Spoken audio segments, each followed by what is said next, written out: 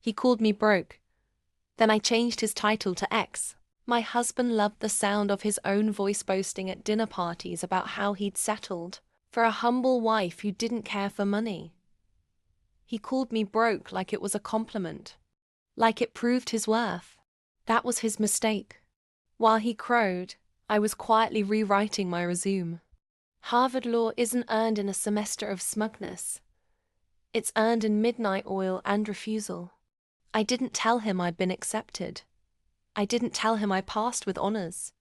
I didn't tell him I had spent years building a company from a basement prototype into a $50 million enterprise while he was busy practicing his rich husband patter at gala after gala.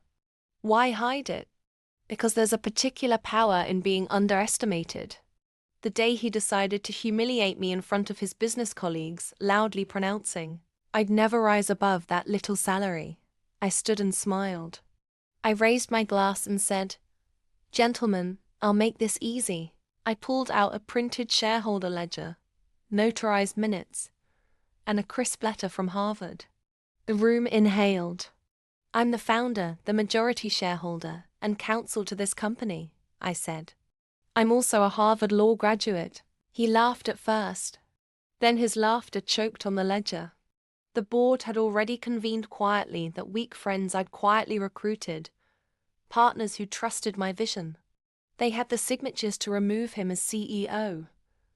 They had the paperwork to transfer executive privileges to me. A man who made his life on loud announcements was suddenly speechless. "You always like titles," I told him. "Here's one, former CEO. And here are the keys." I tossed him an envelope. Inside, the title deed to the Las Vegas mansion he bragged about designing. A Mercedes key fob engraved with his initials, both now registered to me. I had quietly bought them months ago. That the ultimate twist wasn't that I took it all. It was what I chose to do with it.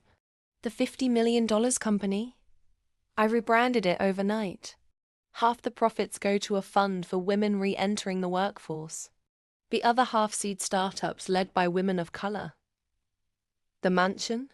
Converted into a co-living creative space and scholarship center in Las Vegas. The Mercedes? A corporate car for visiting fellows. He stood at the center of a room full of people who once applauded him as a man who made his wife. Now they watched him realize that the woman he mocked had built an empire and decided to give most of it away. He begged. He tried to buy back favor. I handed him a pamphlet about the training programs we'd just funded. "You taught me to be invisible," I said gently. "So I learned where to move unseen. Thank you for underestimating me. If you loved that blind side, you're going to love what comes next. More comeback stories, smarter plans, and sweeter payoffs. Subscribe now and ring the bell. Join the channel where quiet women inherit loud victories."